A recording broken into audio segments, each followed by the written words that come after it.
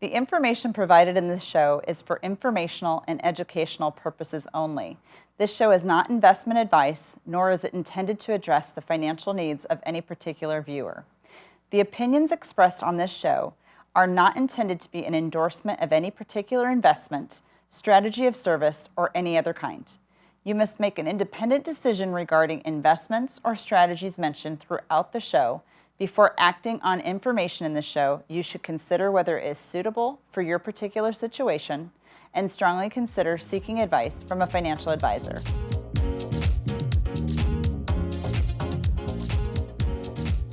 Hi everyone, thank you so much for tuning in to Ways to Love Your Money.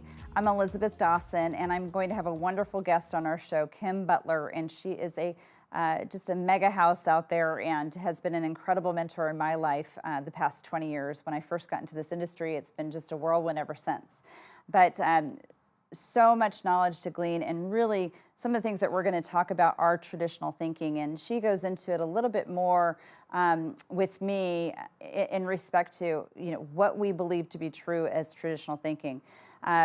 Your parents, your grandparents, your aunts, your uncles, people have had a thought process when it comes to money and how their relationship is with money. Now, your parents or your grandparents, they had a feeling that they needed to save as much as they possibly could, but that's been lost over generations. People are saving, but not as much. And the biggest stretch for people to do this is to at least start. It doesn't matter what age you're at.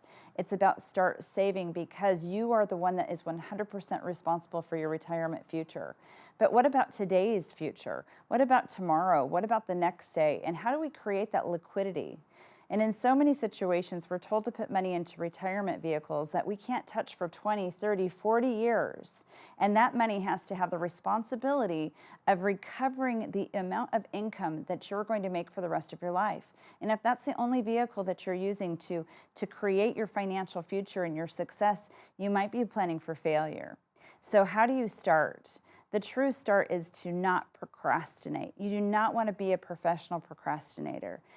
Today is the very best day to take action over your life. And you want to do that by saying, I want to have a better relationship with my money decisions, my money thoughts, my anxiety over money, and really what holds me back in the future. So I hope that you'll stay tuned to listen to our interview with Kim Butler. And we're very fortunate to have you listening today. And again, stay tuned. We'll be right back.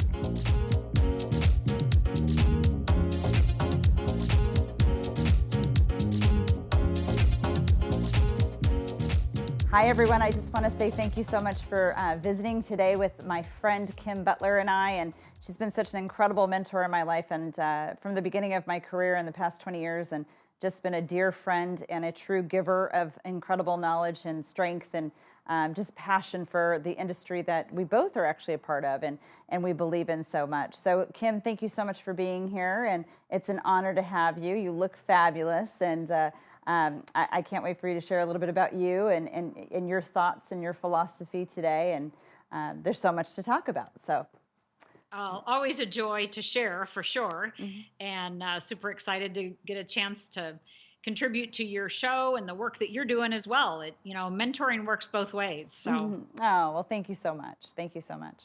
Now, we started to talk a little bit about, what's the cost of traditional thinking. We talk about this a lot on our show. We talk a lot about this with our clients, but it's really about getting that message and that awareness, that cost of traditional thinking. What are your thoughts on that? It's interesting. The Certified Financial Planner designation and the college in Denver that created what is known today as a lot of the traditional thinking has really only been around since, I think, the 70s. Mm. And when you look at the work that you and I do, a lot of it has been around for 100, 200, maybe even 300 years, depending on what you define as the starting point. Right. And so this quote, traditional thinking that you refer to is not really as old as we might think.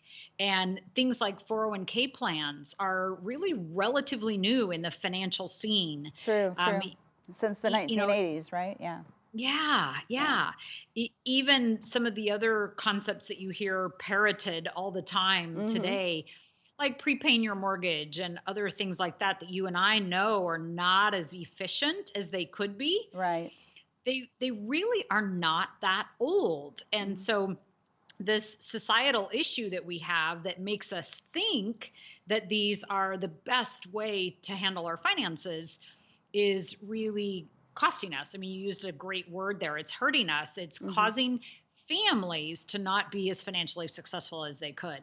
Well, and some of the things that we've also mentioned and talked about too together is it's so difficult to get a family to get serious about saving and to really be in responsibility for their future, for their retirement, and not just by living for today. And people are living longer today.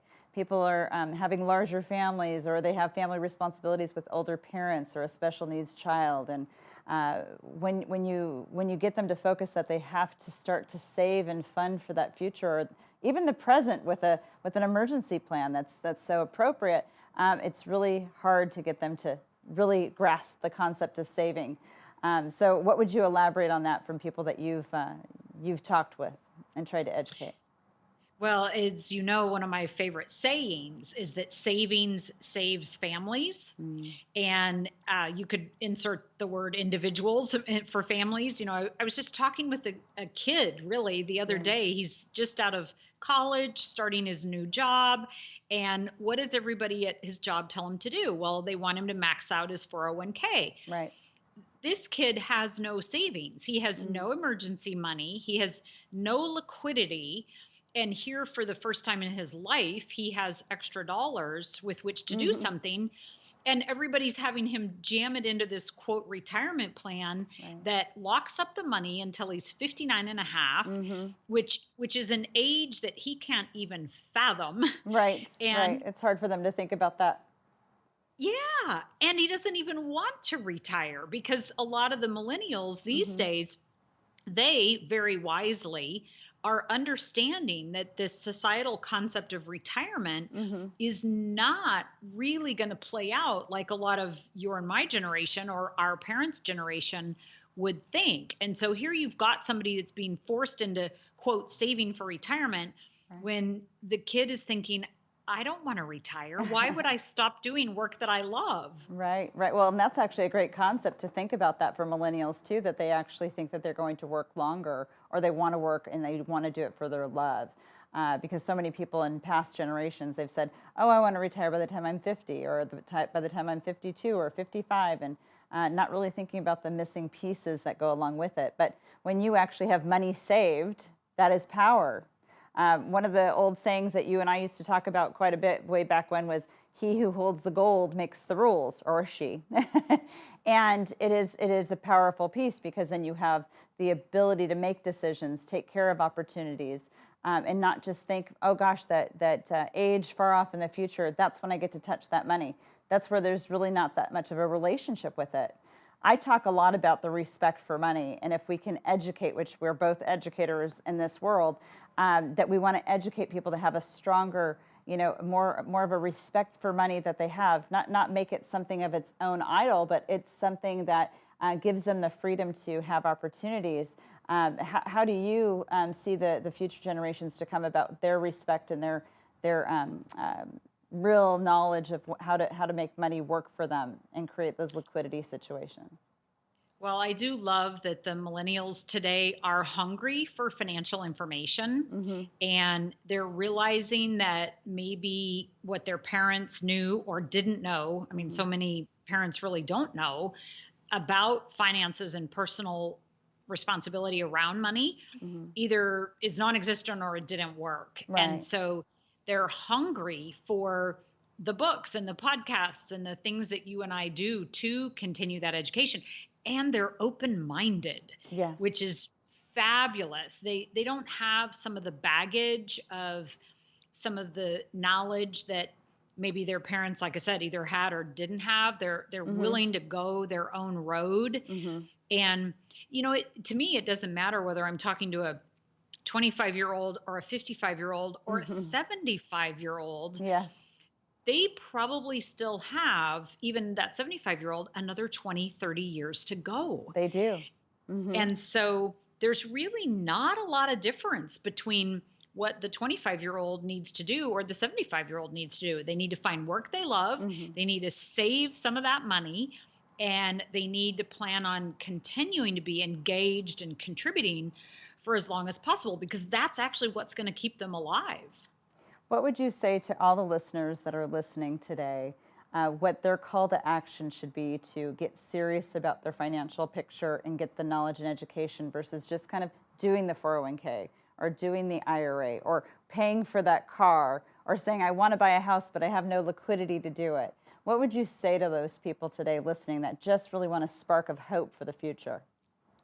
I think it comes down to two simple words, and it's save first. Or you could make it three words and have it be pay yourself first. Yes. And this is age old information. Sure. You think about the book like The Richest Man in Babylon, that's what Mm-hmm. they talk about. Mm-hmm. And yeah, what most of the typical financial planners are talking about is budgeting. Yes. And I don't know about you, but I don't think budgeting works. I don't do it. I wouldn't Mm-hmm. want to be asked to do it. I think it's a horribly frustrating, limiting, scarcity mindset oriented approach to finances. Mm-hmm. It's so much easier if you just save first and then spend the rest. Save first and And spend the rest. yep, and it does mean that you have to get serious and committed and have responsibility like you were saying. And yet if you'll do that, so what's the goal there? Well, 20% of your income should be the goal. Mm-hmm. Some of our clients, and I'm sure some of yours, are saving more like 30 or 40% of their income. And some can't save 20%.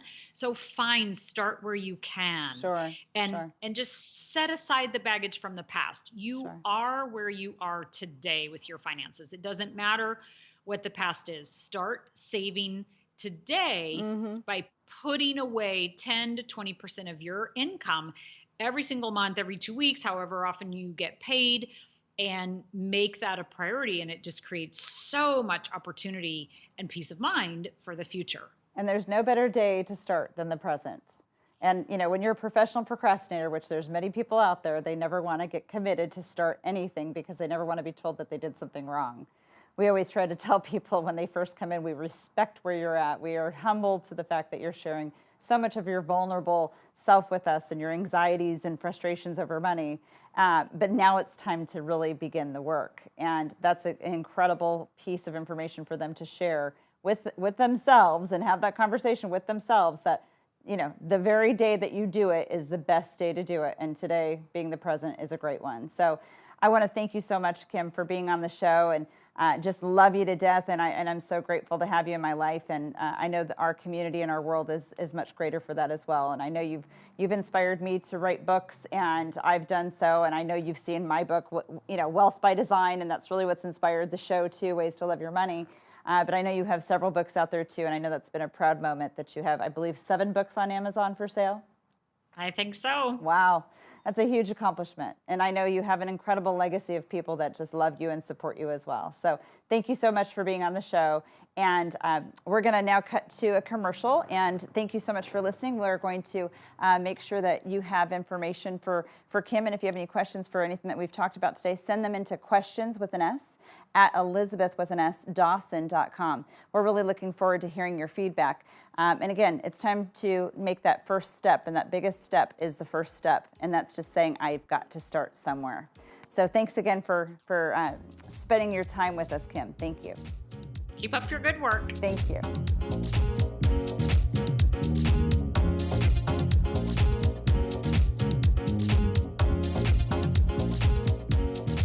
I want to say thank you so much to Kim Butler for being on our show today, and I hope that you gleaned some incredible information from her. And just it's truly about that call to action, to take action of your life, because you're the one person that's in charge of your financial future, not just your future, but the present and tomorrow and the next day and the next year and the years before you get into retirement.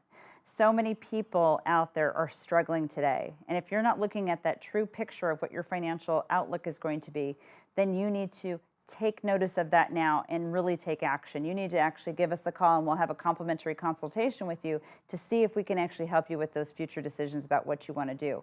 Creating liquidity, use, and control of your money is so key. Locking it up for 20, 30, 40 years, not such a great component, but it is a much needed piece as well. It's knowing what financial tools are available to you to make sure you're making the right successful decisions. That's why Kim and I have been educators for so long, and she was such an incredible mentor in the beginning of my career. I couldn't be more grateful for her friendship over the years. But the book I wrote, which is Wealth by Design, which has really started the passion behind ways to love your money, I encourage you to email us at questions with an S at elizabeth.dawson.com. And when you make that that question to us, and when you reach out to us to set up that complimentary consultation, we'll get you a copy of the book because it's part of the educational process. If you really want to get yourself educated now, maybe one of the first steps that you need to do is go to Amazon and get a copy of our book and start to really understand what some of the simple concepts that you can read in an hour or less just to start molding your future.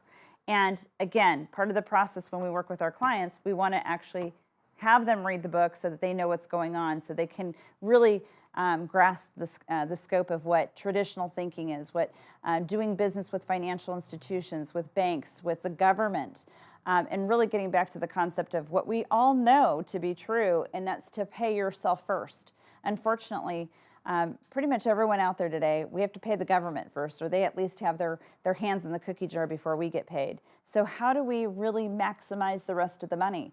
Save as much as you possibly can, but again, that's really where our talent comes in, which we've talked about on the show several times. Our talent is to help you find the money so that you can invest for not only tomorrow's, but today's, and to really make an impact for all the goals, dreams, and desires that you want to accomplish.